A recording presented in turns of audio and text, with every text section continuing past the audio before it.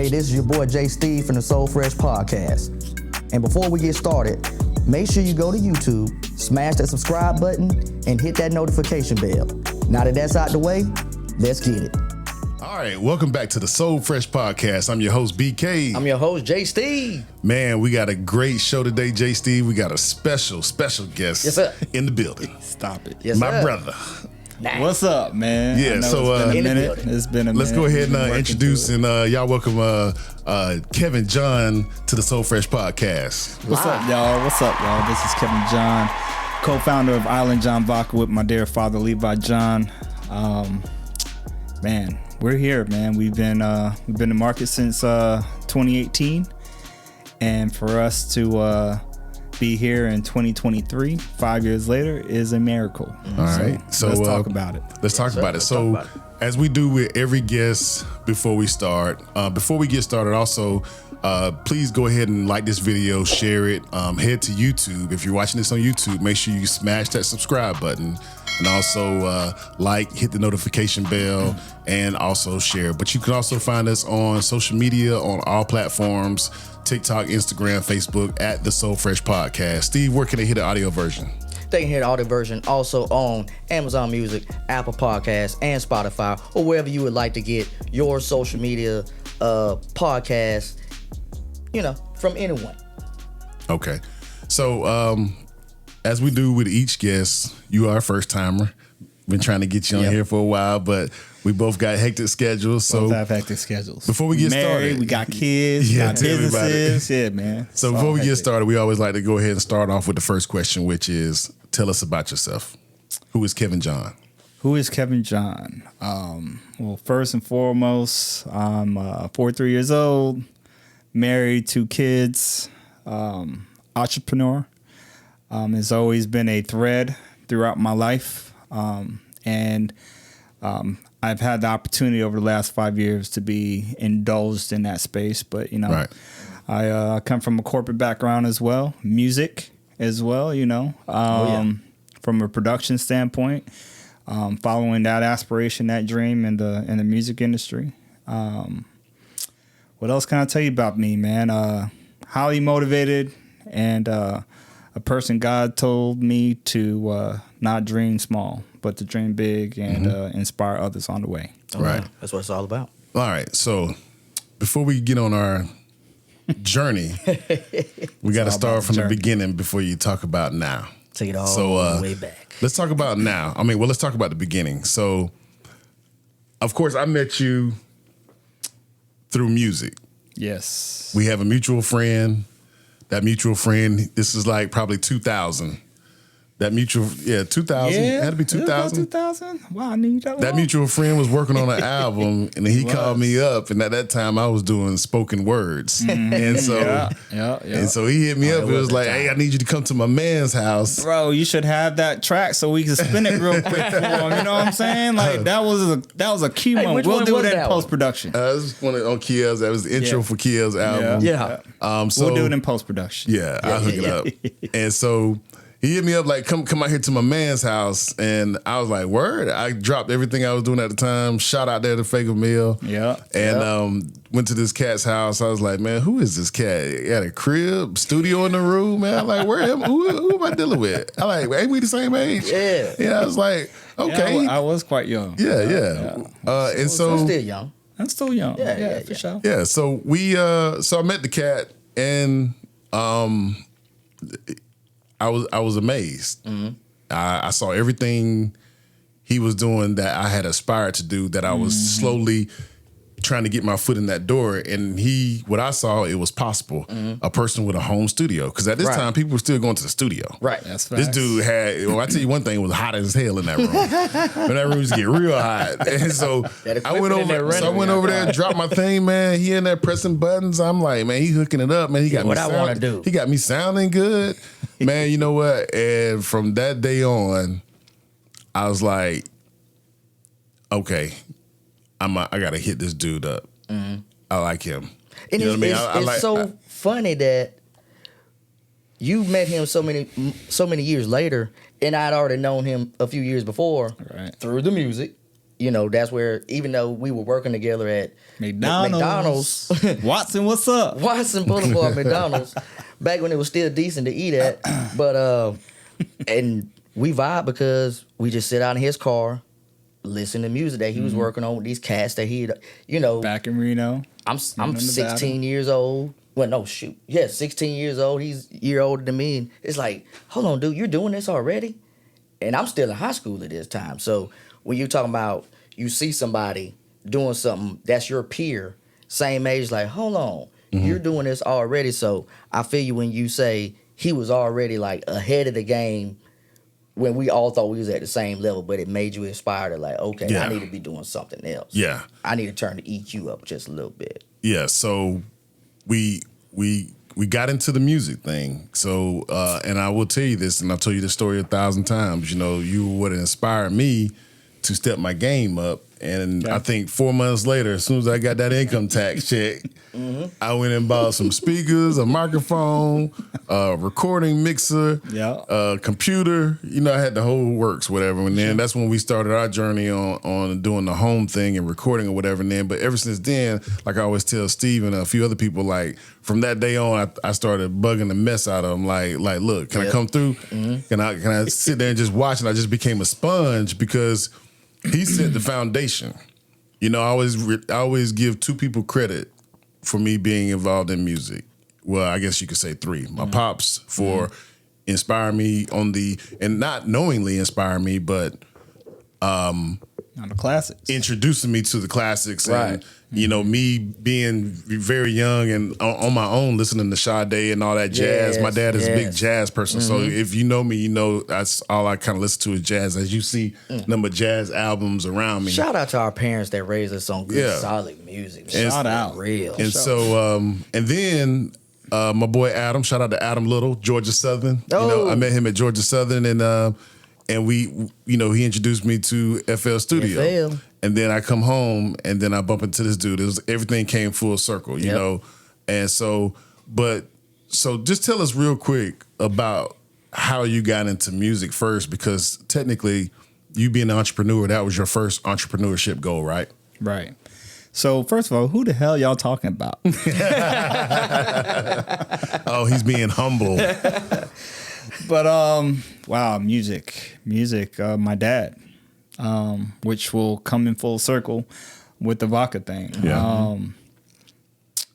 Growing up, my dad was like that house band musician, garage band musician, right? Band players will come over, you know, they'll take over our little dining room area or the garage, and the one instrument that struck me was the trap set, or what you would call the drum set. Right.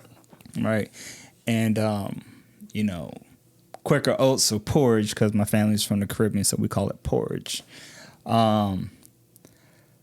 We will have those, you know, those round kind of cardboard containers. The tubes that the tubes came out of. Right. So, you know, me, like get me little sticks, you know, my pencils, whatever, and I'll take them in my room and I will, you know, beat away at it, you know, like I was playing my own drums. So I was inspired, you know, through music with my dad and his activity in the music space. And so as he started introducing electronics and stuff like that, and he would move on to the next electronic, I'm like, Dad, let me get the little drum pad thing you got going on. You're not using anymore. So I'll plug that stuff up and start, you know, messing around with the little drum machine. And it just kind of evolved from there. You know, I was just very intrigued and interested about the different equipments and pieces that he was bringing into the home. So I started just kind of tinkering around with it.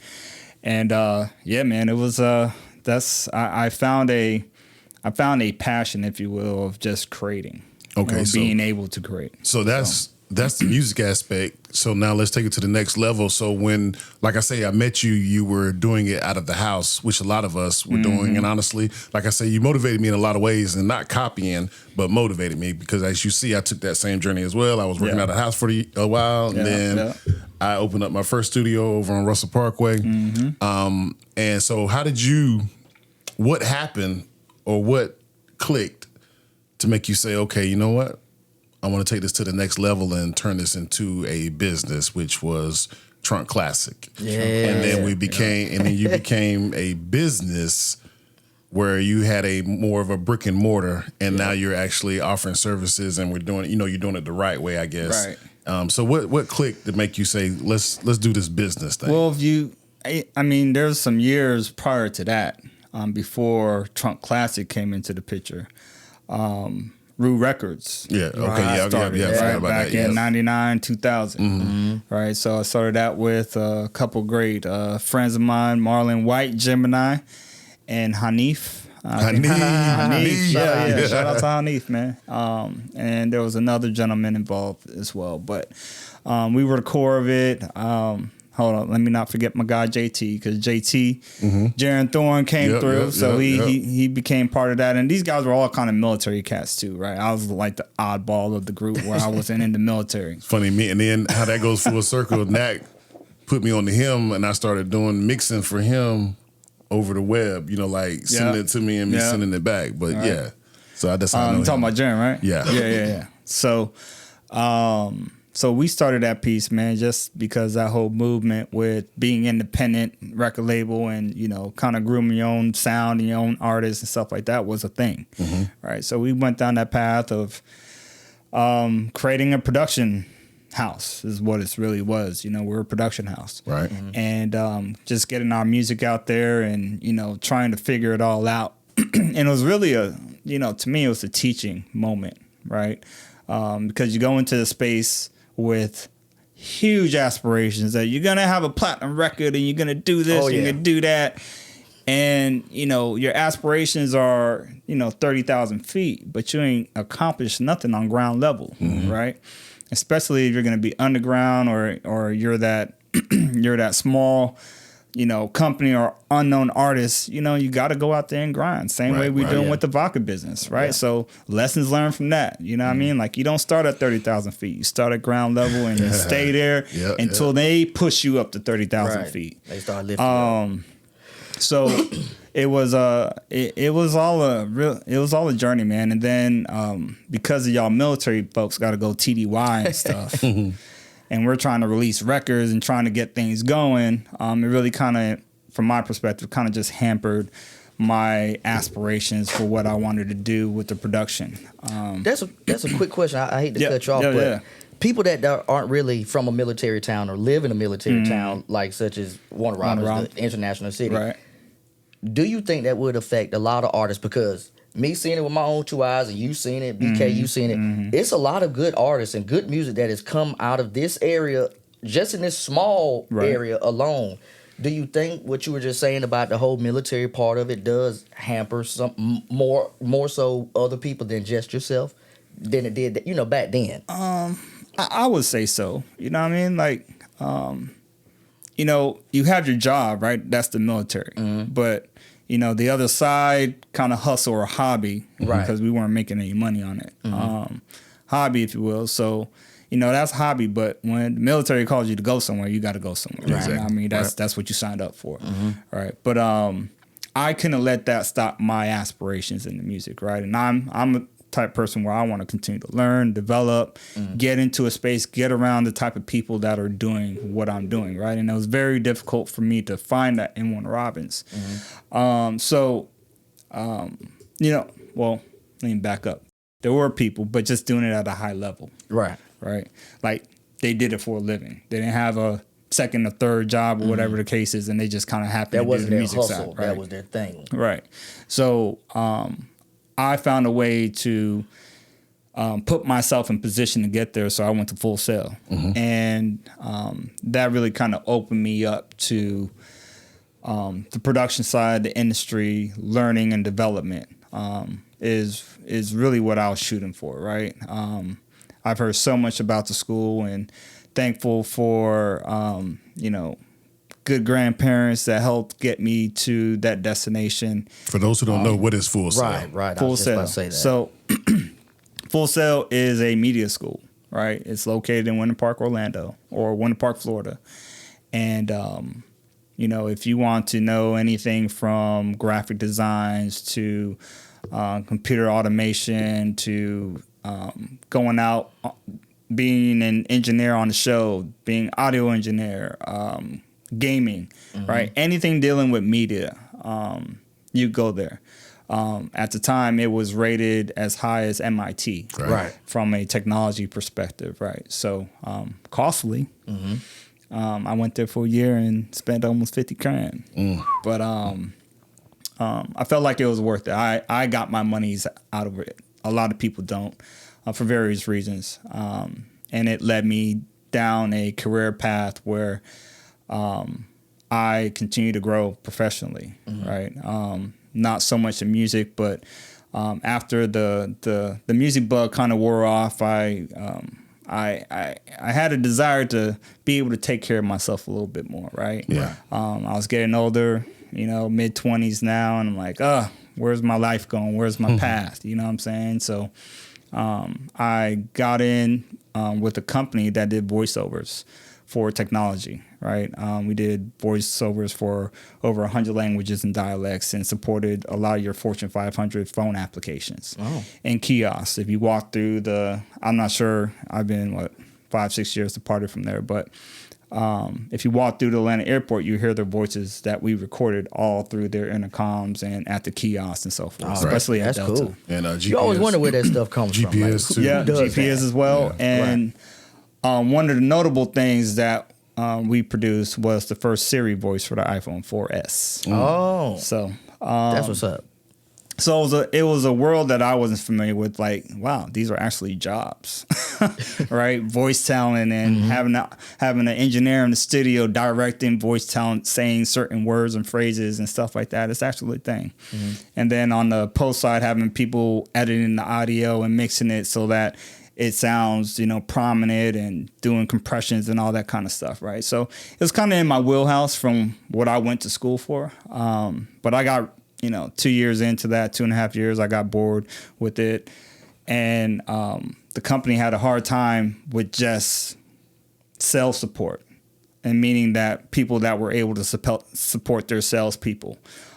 So I was like, let me take a stab at it, I've really never been in a professional sales setting, but this was my first time getting my feet wet, being in front of the customer and, managing projects. I think my biggest project was Oracle. Oracle came through with almost a 30-language project. And I grabbed that thing by the horns, man, and then I was like, wow, Kev, you did such a great job. Project manager. You felt like you project found manager. your niche at that time? Huh? You felt like you found your niche at that time? Like, Well- he's like, all right, I think I might have found what I'm looking for, and I can roll with this for a good while. I think so, yeah. I think so. It was always interesting because you're dealing with customers and dealing with different projects that they will have, and being able to just, execute at a high level, and they will appreciate it, enjoy it. But I also learned so much professionally just from a soft skill standpoint. Emails, being articulate through emails, because it's a different language when you're talking to people, right? Right, So yeah. if you're not understanding how to be able to convey yourself via email, so someone else understands you that's on the other side of the computer, that's a whole skill set, right? So understanding that, sending calendar invites, right? I had to send calendar invites a lot. I fumbled through that. So just a lot of soft skills that in that environment I was able to learn and just up my professionalism, my game, right? So you could put me in any room across the country, in the world, and, I could talk to any CEO without, shaking in my boots or feeling nervous about who I'm engaging with, right? So Now, were you able to tap real quick? Were you able to tap into anything from Full Sail when you went into the project management space, or was it only applied to when you were doing the recording and the engineering for the first 2 years? Recording engineering, but that helped me to be organized, right? Because, as an engineer, you got to be organized. Right. If you don't know where your faders are at, or where your group settings are doing, or, what EQ you got patched in, it's, you can mess up a whole session for sure. So I think just from coming from the engineer world, right, it helped me to be organized. So being a project manager and understanding different ins and outs of, how we handle file management, right? File management is a thing in the audio world, right? so that when someone else goes into that file, they understand exactly what is in that file, what you did, and they could take it and run it without second guessing. So, different protocols and so forth. I think I was able to bring a lot of that engineer, what would you call, practice into that part of the business I was in at that time. Right. So, long story short, the project management, was a thing for a couple years. And then, of course, Kevin gets bored. I'm like, oh, goodness, what's going on? I was wondering if you were going to get to that part. Like, I got bored again. When your birthday. Right. It's just like the work just started to become repetitious for me. And I'm a person that loves to learn, continue to grow. Where can I grow at, right? And then one of the sales guys that I was supporting, he put in his resignation. And, in my head, I was like, yeah, well, it's either you leave Gym Voices or you tell them that you want that office. So I told him I want that office. And then who would have known I would have been a sales guy, man, Yeah. Right. But what we're going to get into later, in a few minutes, that sales somehow kicked in another way, right? For sure. Oh, yeah. All right. Sure. So during that experience, though, what would you say would be the biggest lesson, professionally speaking? The biggest lesson, professionally speaking, how to handle and manage your coworkers. Which is always a tough task. Yeah, for sure. So give me that example. Oh man, Can't throw you under the bus, boy. I'm say no names here, but Yeah. we had but I learned a lot from this dude, right? He was the number one sales guy, but he was always on it, right? To the point where he will annoy everyone through every department, right? Annoy everybody. But he was so customer focused, and his ability and desire to just want to please his customer. Customer service was pinnacle for him. Right. He wasn't trying to drop the ball for anything, and he made sure everyone in that organization was on the same level as he was, right? So, although annoying, he was top salesperson, right? I mean, at one point, he was grossing as much in revenue as the company did a few years back, right, by himself. All right, so and which will always keep a spot for you in an organization if you get into sales, right? You keep on killing it. Don't be too much of an asshole, but you'll always hold a spot if you're making them some money. But I learned so much from his tenacity, from his ability to be very very particular about how things was communicated and things were handled for all his customers, right? This dude will answer the phone on a Saturday, on a Sunday, before he gets into the office. He will work before he gets to the office. Like he made it his life. He was pretty like over the top with it, right? I'm not saying that's how you have to be successful, right? But Jay did his thing. He did his thing. Although very annoying for me at times. I'm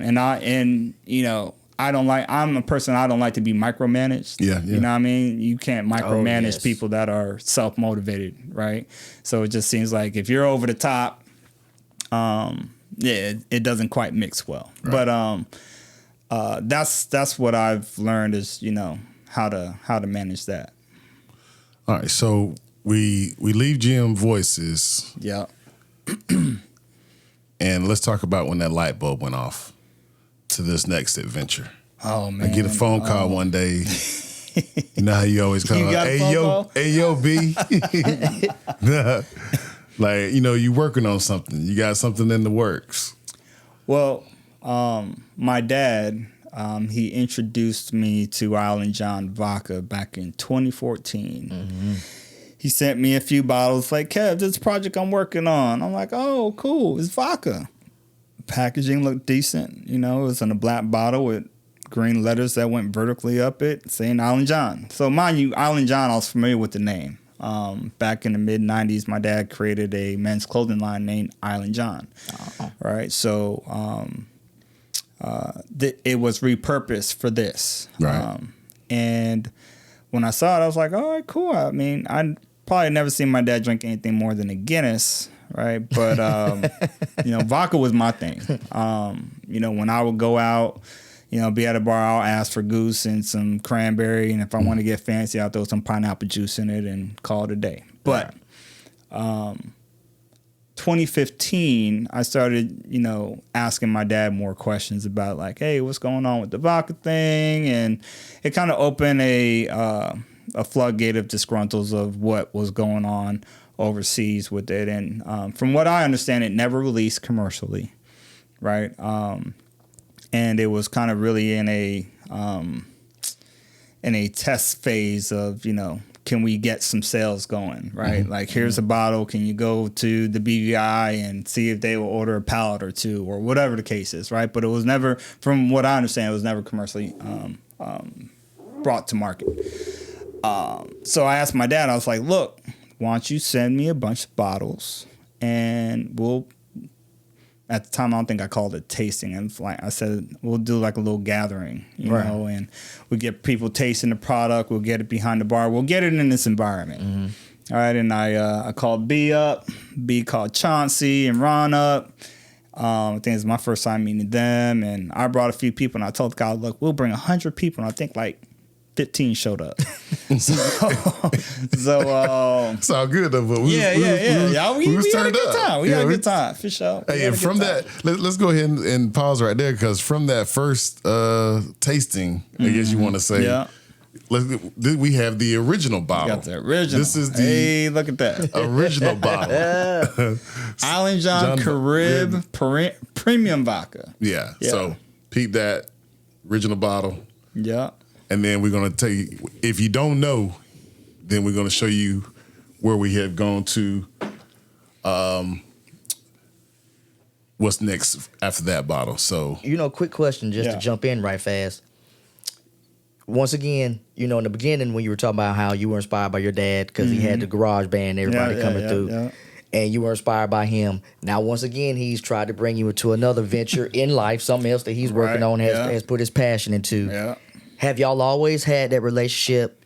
Some people say me and my dad didn't really get along, or a lot of people just didn't have the fathers in their lives.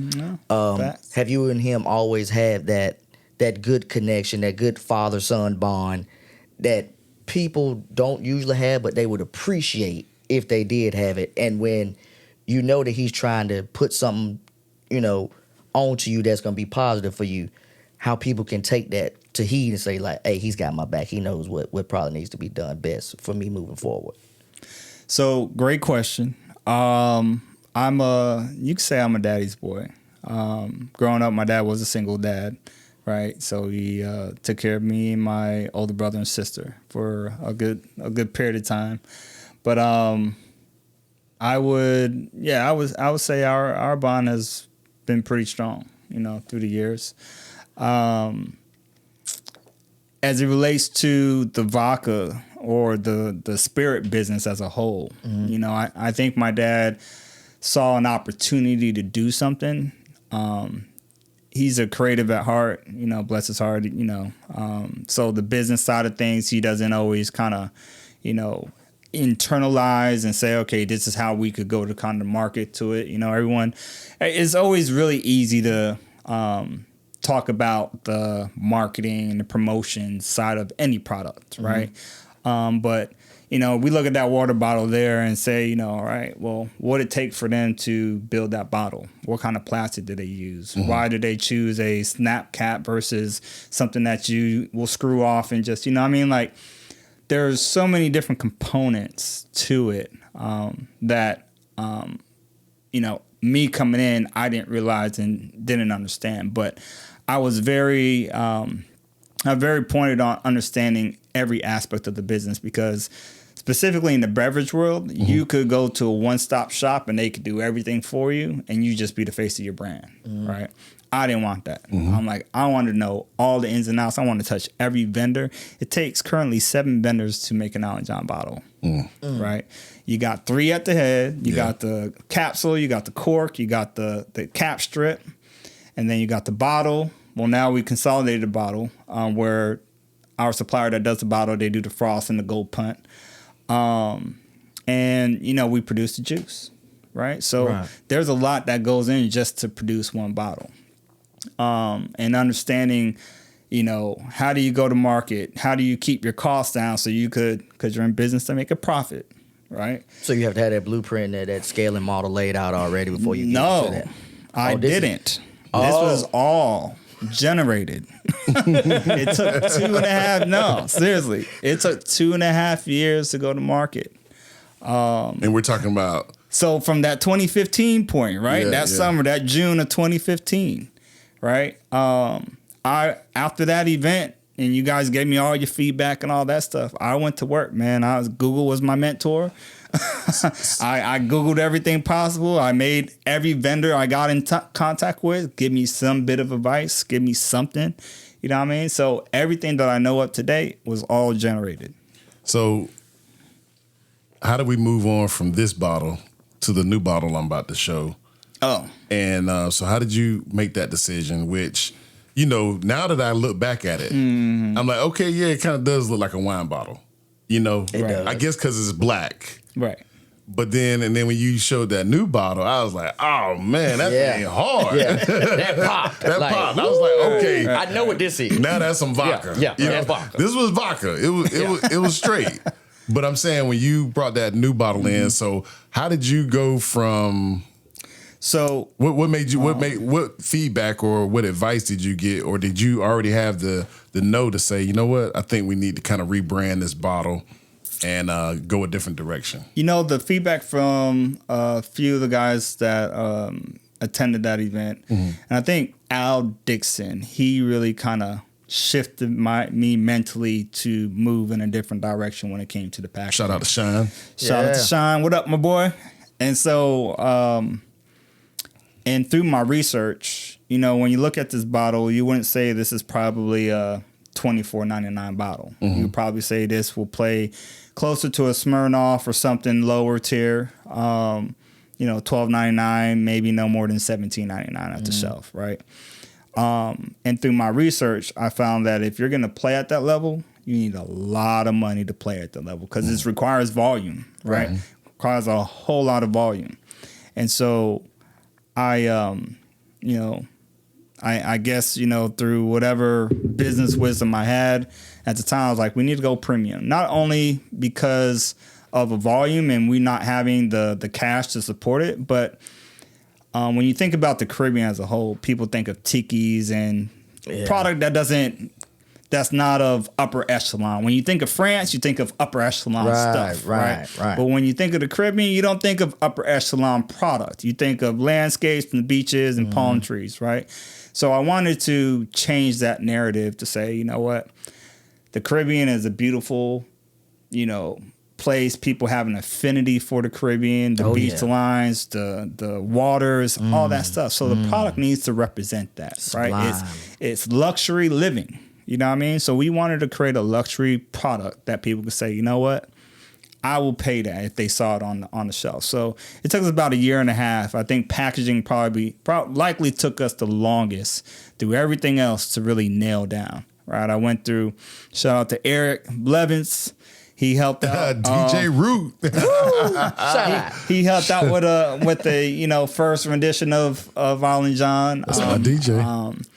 I also I had some other friends kind of jump in on the design process as well, and I love you guys to death, but they weren't expertise in the CPG, is what they call consumer product space, right?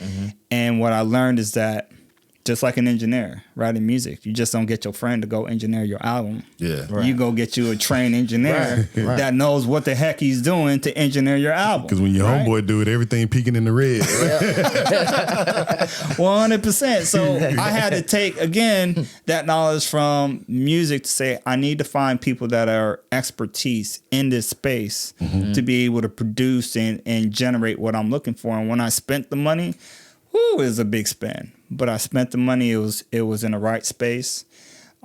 He was able to communicate to me in a way I was able to understand. He was able to communicate to my vendors so they understand. He was able to package the design up so that they know what to print and where to cut and all that stuff. So it was a seamless process. And, I learned a lot from bumping my head before them, but I also found out that going with expertise is always the best route. And it's not even a shot at anybody, but because what it does when you go that route, when you do use your homeboy or a friend who is in that space of maybe digital graphics, but maybe not into consumer products. Right.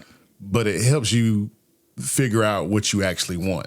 Right. It helps you get true. you in that direction. So that's right. It's like, okay, you know what? This is dope, but it's not really what I'm looking for. But by you doing this, now you really secured on what I really want. Right. And now I know what I really need to do. Right. Absolutely. So we end up pulling a lot of those elements or some of those elements from previous artworks into in design that you're showing here with our newest package design. This is actually the third rendition, right? We had a second one after the black bottle, which was a full label wrap. The ibis, the bird on the bottle, the ibis was a lot smaller than. So we revamped that and we put the map of the Caribbean on the back label. Right. You see that there, and it turned out to be more of a scalable product for us because my dad, he was at the distillery eyeballing each of those labels prior to this one. You know what I mean? I think he probably did somewhere in the ballpark about 2,000 bottles before we actually changed the label, man. And so he was like, we could definitely say handcrafted because my dad, he pressed every label on there. Yeah. So we've learned a lot through this process of building a brand and building a business, right? Continue to learn. There's always something new every day. But after we got past the packaging part and we was like, all right, we're finally ready to go to market. Well, no, we did a tasting of the juice. It was, all right, we got to figure out our juice now. We got the packaging. Let's figure out what kind of quality juice we're going to put out in the market. And I think I was traveling at the time. My dad called me up. He's like, Kevin, what do you think about blueberry and this flavor and that flavor? And I was just knocking them all down. I'm like, Dad, I don't know. I mean, I've seen all these already on the shelf, right?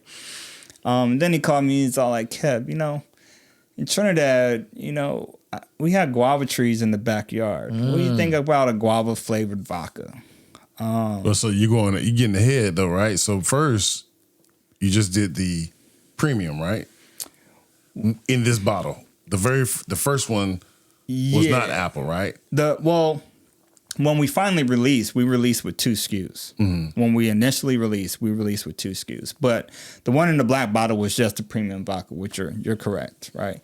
But after now a refresh and now we're actually going to commercially go to market, we released 2 SKUs at the same time, which was the premium vodka and the guava. Which was the premium one was good, but when you dropped this one, that was great. Right. Because I'm like, I like a flavor. Yeah. And then the next one you drop, that's when you that's all I get. Yeah, it was over after that one. The mango peach. Mango peach. Dude, man, thank God for the mango peach. Because I was thinking about some other stuff too. I was thinking about the Spanish lime, which, every time I think about the Caribbean, I'm like, how can we pull stuff out of the Caribbean, which is part of our heritage and stuff like that growing up. So Spanish lime, they call it guinep in Trinidad, kind of a street word for it, or chenep. Depending on the region, Jamaica will call it something different as well. But even in Mexico, if you're stayed at an all-inclusive resort and you go to their breakfast bar, they'll have these little green balls. Yeah. But and it has thin skin around it, and if you just crack it open with your teeth, it has this gooiness inside, and it could be, up to yellow to dark orange, and you just suck on it and just suck the flesh off of it. And so we were trying to come up with a vodka that tastes like that, but we would have had to add so much sugar in it for that flavor to pop out that all you guys will have diabetes by now. So we didn't go down that path, man. And then, mango was just popping out at me. And I was like, you know what? Mango peach. I'm like, and people in Georgia, specifically Georgia, just have an affinity for peach. You know what I mean? It's peach state. And mango just rocks with it. Just and mango rocks with it, man. So I was like, peas and carrots. But, It made sense, it was, I try to have a story with every SKU, right? And the mango peach, if, we do a mango extract with a peach nectar blend on it. And it really kind of brings the story of me and my dad coming together. Right? I've got a quick question to go back on what you were saying about the Caribbean. Yeah. And a vodka coming out of that area. Most people would think it would be more like a rum. Absolutely. Or not even just a rum, but a spicier. You know, it has that hint of that kick to it. And you were bringing up the Mexican fruit also going over there. Even that, you know, the tequilas and stuff still had that bite, I guess you would say. Right. So what was it that made your father think to himself, you know what, I want to do a vodka which can be smooth, or it can be, you can make a harsh vodka as well. But we all know personally the quality of your vodka is smooth. It's like you said, that French cuisine, that sublime. That's right. That, what's the word I'm looking for? That je ne sais quoi. Is that what I'm going for? Something like that. I was just wondering what made the thought process go through his mind, say, you know, even though I'm here, down here where it's usually, we want that spicy kick, we want that rum flavor. What made him go with that vodka? Well, and were you supportive at first? Did you also think at first, well, maybe we should go with what the island people No, I was vodka all the way. Okay. You know what I mean?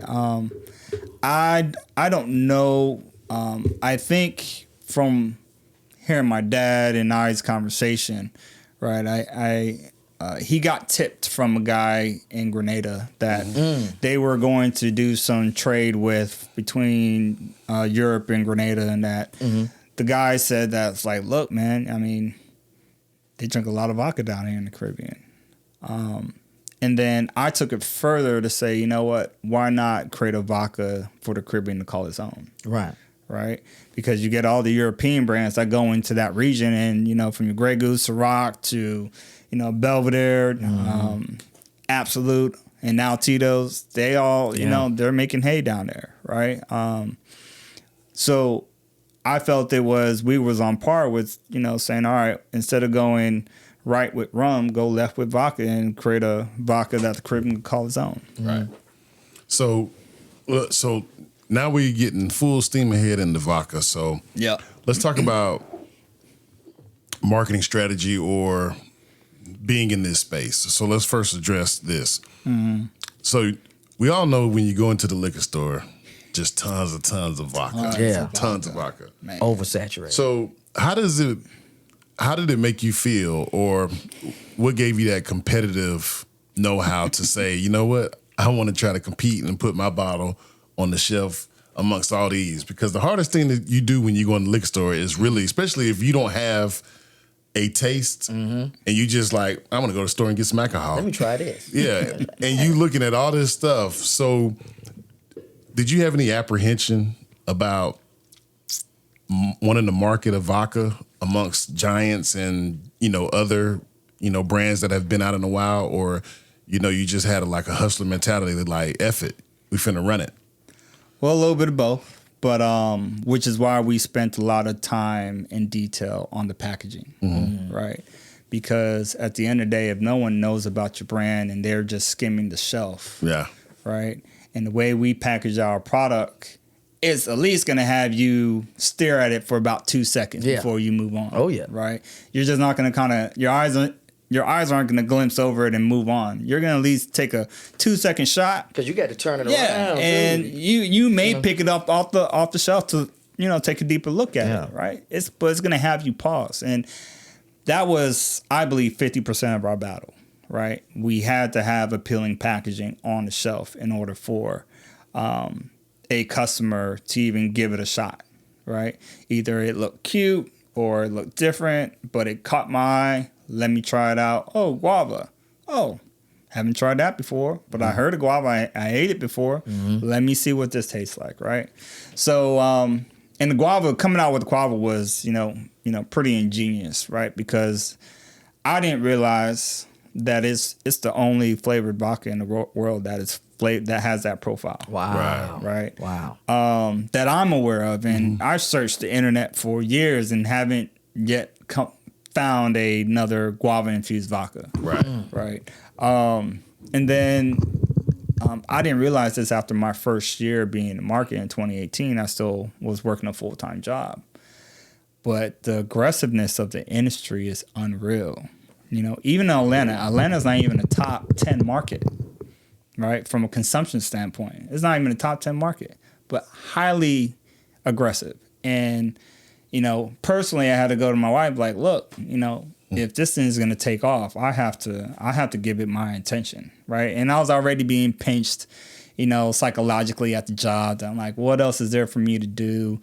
You know, I have this entrepreneurial spirit in me that just, you know, wants to go out there and I think we had our first child by then too. And you know, I'm a type of person where I like to go, you know, fight for my kills, right? And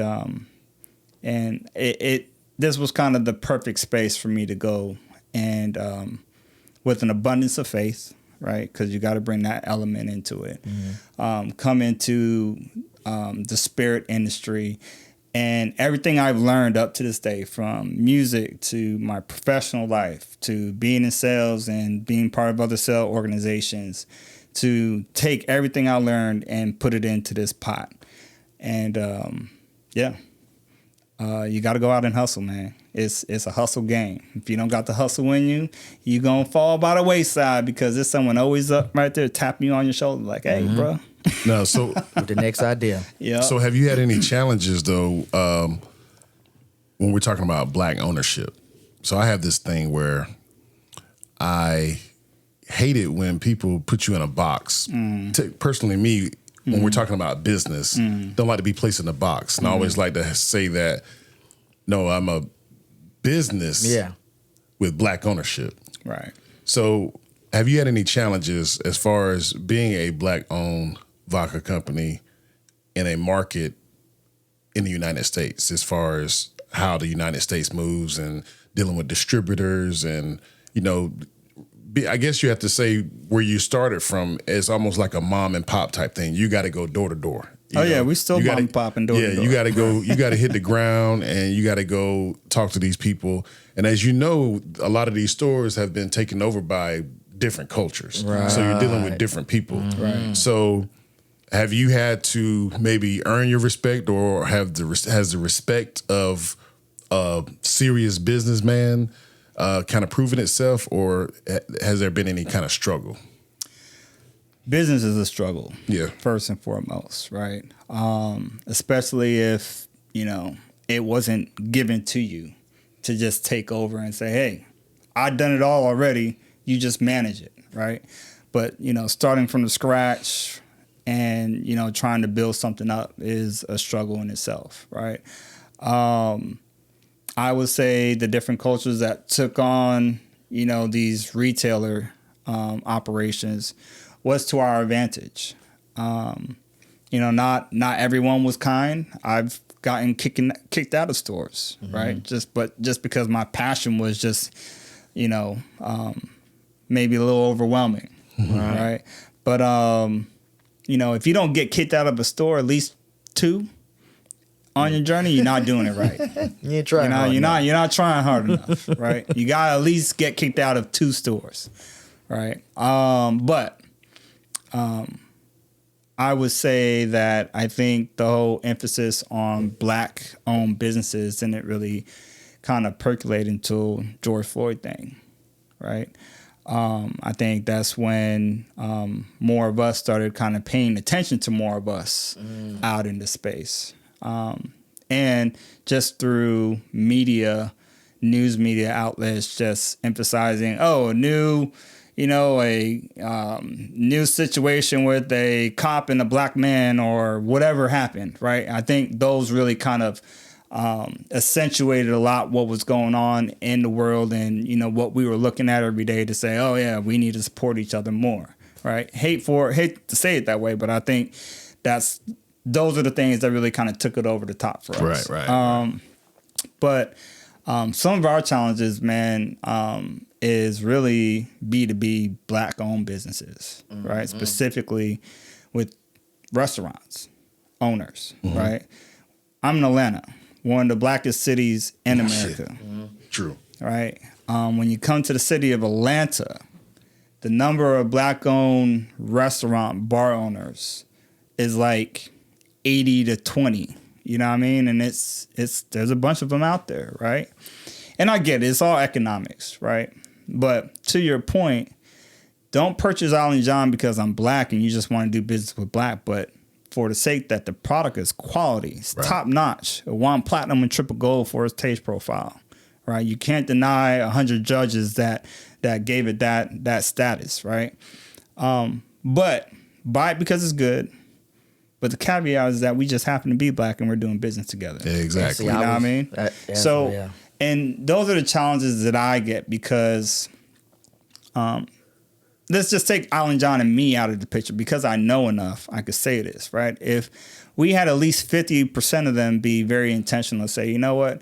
There are a lot of black-owned brands just in Atlanta alone, right? I think there's about 200 plus of us right, in the spirits space. Let me take 20% of my budget that I'm going to spend anyway and target each brand in each category. I got a vodka brand, I got a cognac brand, I got a whiskey brand, I got a gin brand, right?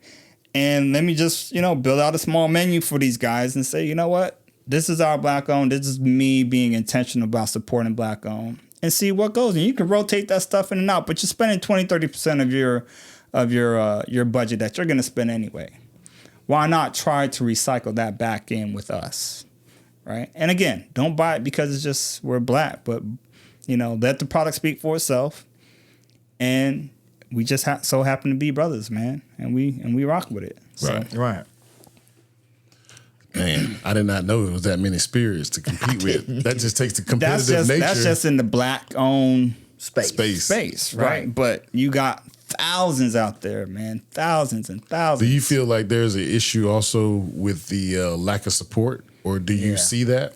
So for your business, you don't have to directly, I guess, physically see the support. So like, me and my wife, what we do. So we actually have an opportunity to actually see the support if it's there or not. Right.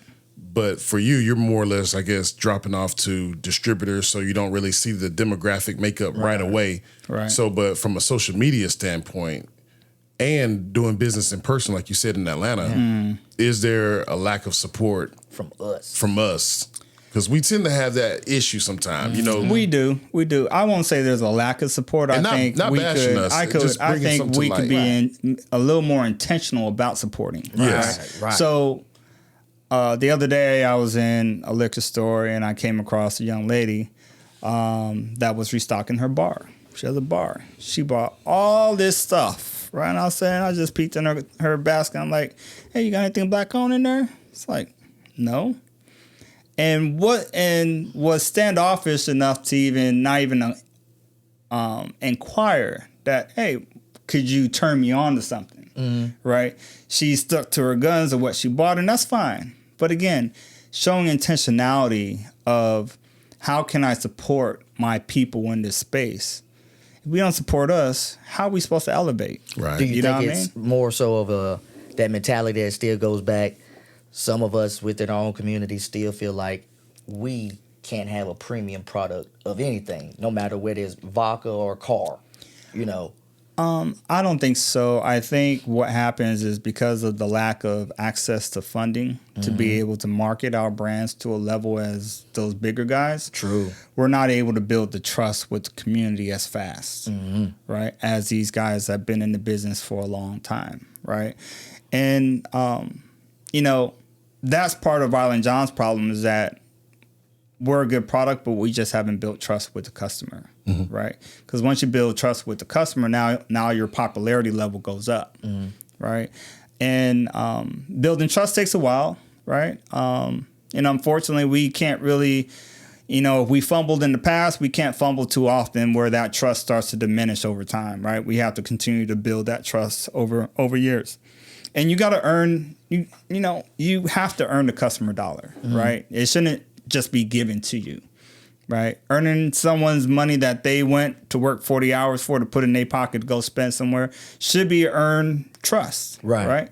And I'm happy to do that. But again, we have to be a little more intentional about, hey, how can I, purchase from a black family or a black founder or whatever the case is, right? And I need to do better in my household about it too, because there's plenty of us that from pancake mix to bar soap to dishwashing soap, from laundry detergent.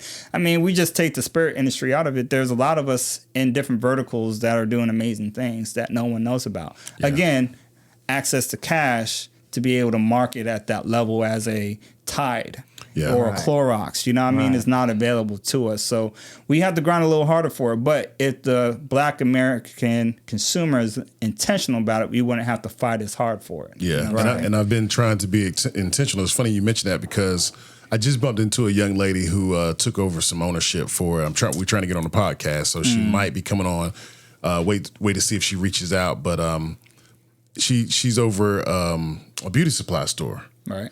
And so, and I go in there, I try to be intentional and buy. That's where I buy my beard products, my oils, and lotions and stuff. And so, and we had that conversation because if you know anything about the hair and beauty supply industry, that ironically, it's mainly occupied and owned by Asians, Arabs, and Indians. Yep. Right. You know, so and how is that? How is it that they have the ability to sell products to us that are for us, but don't look like us? We have no equity in it at all. At all. Right. There's only 3 spots I know. So we're gonna hopefully get somebody on to talk about that when we're talking about being intentional and support. So I feel you on that, like, you know, buying soap and there's so many products out there online. Like, you know, I bought this new African soap, so it's more of a natural soap, but it's a kind of more African bar, and you know, I like it. It kind of, you know, for my skin, I'm not gonna say the product name, but it dries me out a little bit, but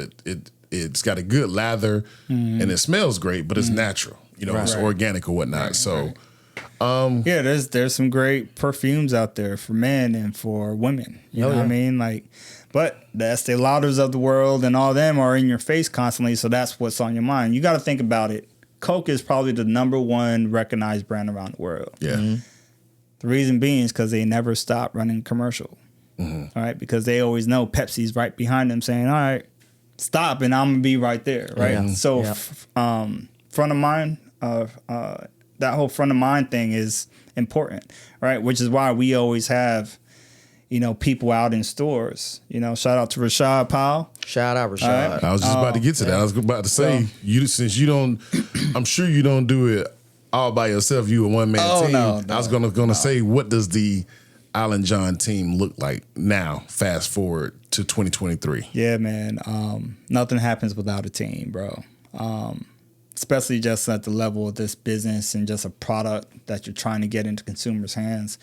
And we cover a wide space. You know, we're in over 300 accounts statewide, so we cover a lot. We're constantly always trying to find good people to be part of our team. And so Rashad, we brought him on full time back in August. Shout out to SP.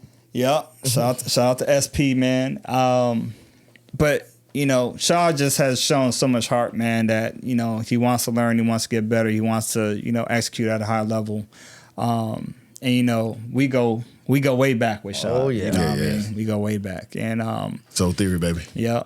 So he manages, man, he has a large footprint. So from Macon to Warner Robins, Perry to Savannah, now Columbus, now Valdosta, Albany. Right, so a large footprint. Just basically say he has the second half of Georgia. Is the next step getting out of state? And I'm gonna let you go back to your team, but since we were talking about moving, I know you tried Texas and New York, right? Yeah. So are we still expecting you to branch out?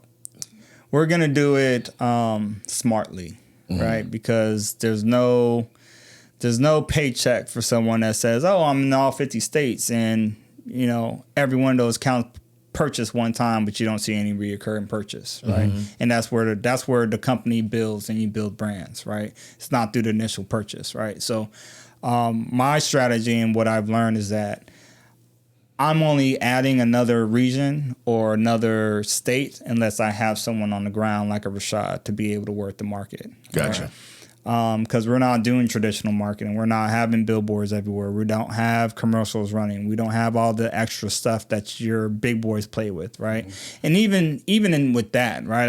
I've spoken to people that are part of larger suppliers like a Diageo, and said when they launch a brand, when they launch a product coming from Diageo, and Diageo is kind of like your Universal Records, right? They got all the cash, they got all the money, they got all the resources, everything to make things pop, right? But again, anytime you're introducing a new product to market, you got to build trust with the consumer, right? You got to get out there, you got to get it into PODs, point of distributions, what a retail, get it behind bars. You got to do everything that IslandJon's doing, regardless of what money you have available to you. It may get you in some doors a little faster, but it requires for us to be able to just get out on the streets, man, and, kicking down doors and talking to folks and getting our product on the shelf. And then once you get that foothold, and then maybe you can start just going out that little further step. Yeah, absolutely. Absolutely, because then the name of the brand starts to permeate. People travel, right? And because, we got fans out there. I'm talking about fans that buy IslandJon every week. Oh, yeah. Oh, yeah. I mean, I've had people say, I sent IslandJon to my cousins out in St. Louis, or I sent it to Minnesota, or I sent it to Cincinnati. I was at an art party at an apartment in Atlanta. And I was in the kitchen going to get me something to drink. And I seen a bottle of IslandJon. I immediately had to take a picture and send it to him. I was like, look, man, I'm at this party. And there's a bottle of IslandJon sitting here chilling. Right. I was like, all I could do was smile. That's what you want. And that happened just recently, where I just got tagged on a story on Instagram where, hey, just showed up to my girl's house and she pulled out the IslandJon. You know what I mean? So that lets me know that the hard work that we're doing is not in vain. It's all, it's all for a purpose. People are catching on. The name's getting out there. We have quality associated with it. You know what I mean? So what does the future look like? And if you wasn't finished with the team, we can go back to that. Yeah. But so what does the marketing look like for the future as far as commercials, or do you feel like doing a more social media based commercials? Right. And do you feel like you're marketing hard enough, or you're only marketing within your budget? Well, we're definitely not marketing hard enough. I don't think you could ever market as harder than you need to, right? But we definitely are constrained by budget, for sure. But I believe in non-traditional marketing strategies, right?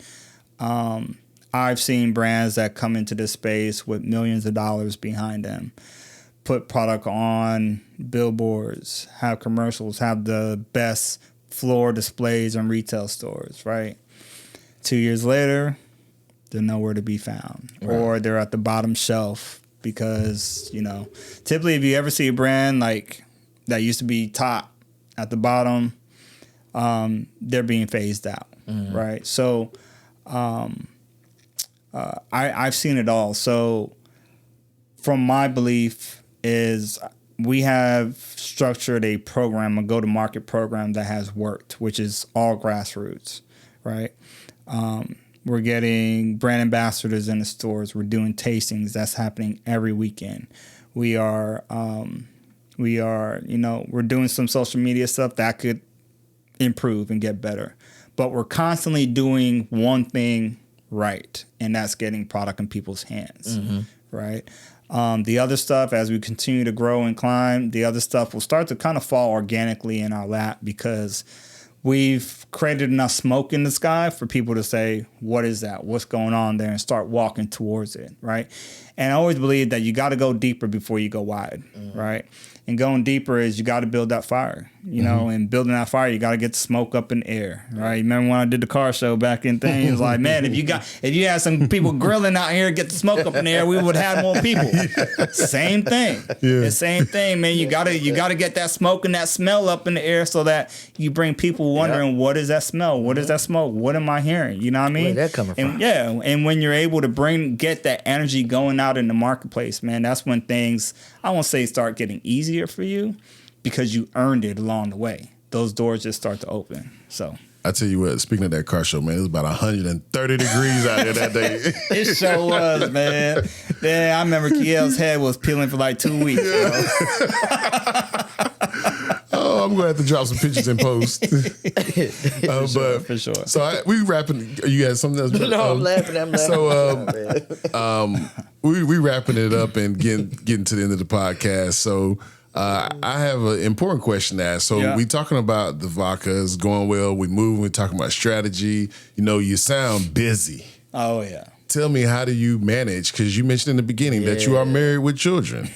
So how do you balance The way you said it. that family life and marriage?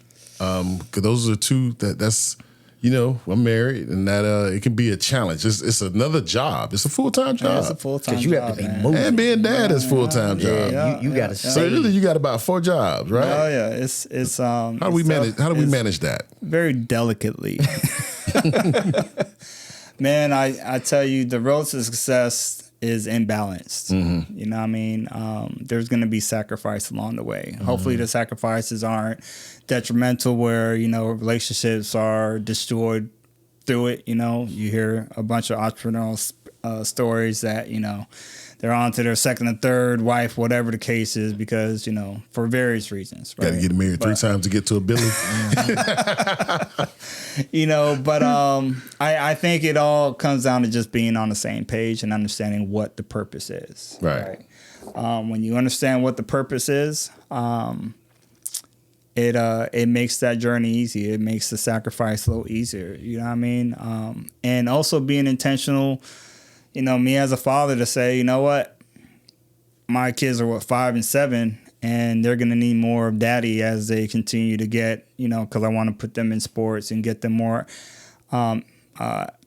activities to do outside of the home and stuff like that to build their character and be around people where their characters can continue to develop as young men. And I think that's, you know, really important. But, you know, I'm kind of conflicted because I want to create a foundation for them too, right? But also my time is also required in their life. So I'm building a psychological foundation for them. Right.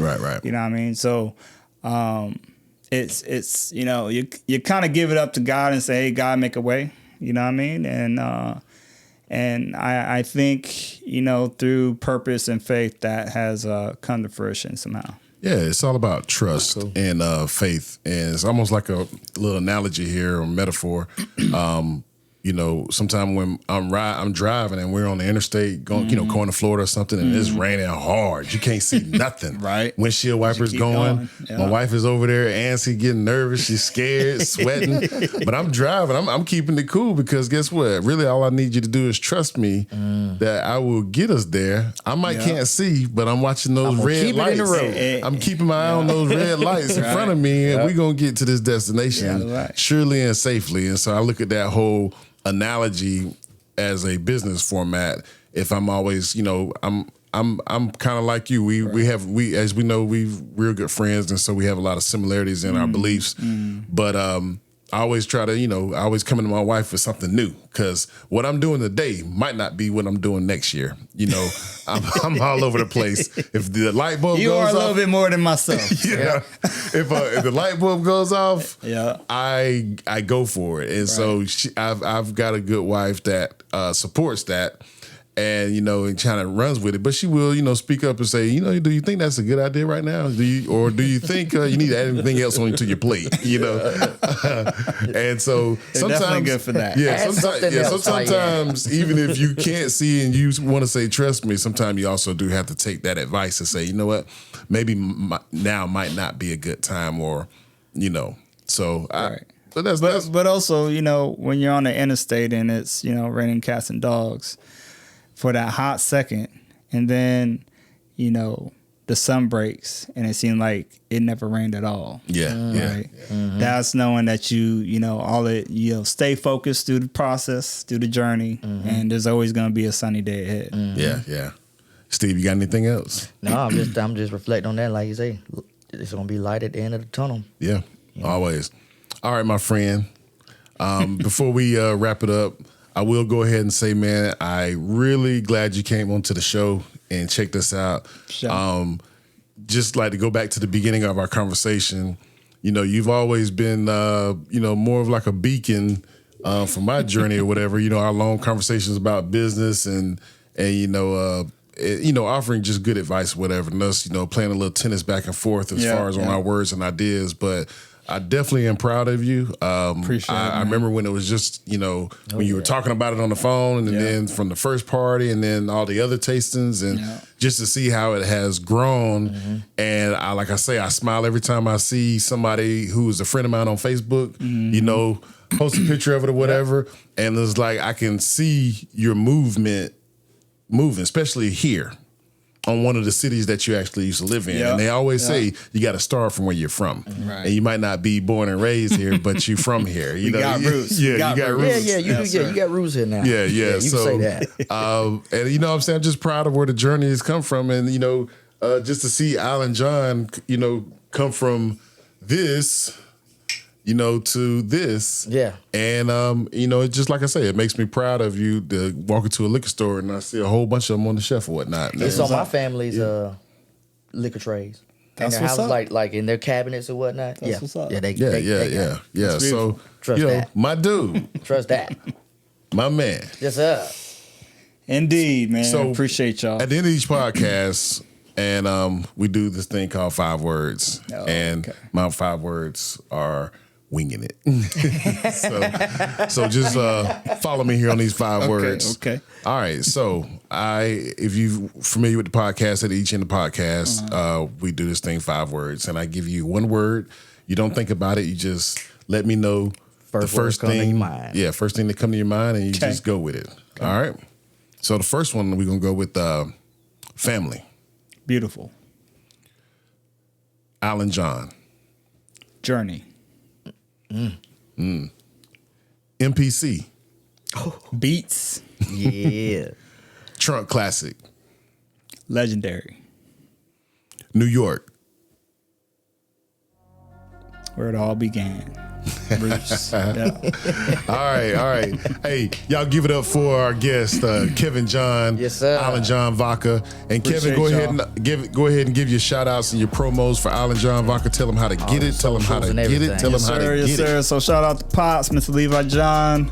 Shout out to Rashad. Shout out to Tiffany. Shout out to Michelle. Shout out to all the new members that we've just brought on the team. Shout out to my wife. Where can you get IslandJon? www.islandjon.com to learn more about us. Follow us at all social media channels at IslandJon VODKA. Once again, appreciate you for joining us on this little special edition. Our homeboy Kevin John, go ahead. Another little tidbit I forgot to remind the viewers about. If y'all have have looked at our podcast, and if you want to go back and look at some of our former podcasts, Pretty much all of them, yeah. yes, at the beginning of our podcast, we have a certain commercial that goes through promoting our brothers here product. And people have asked, hey, what's that commercial that Right. you always drop? That's it. That's it. This is who it is. That's So- what's up. I didn't even know that, man. So appreciate Oh, you did? Oh, Wait, so shout out to this man. Basically, you just had to tell yourself you Well, no, know. Yeah, so that means I you ain't listen been- to the Nah. audio version.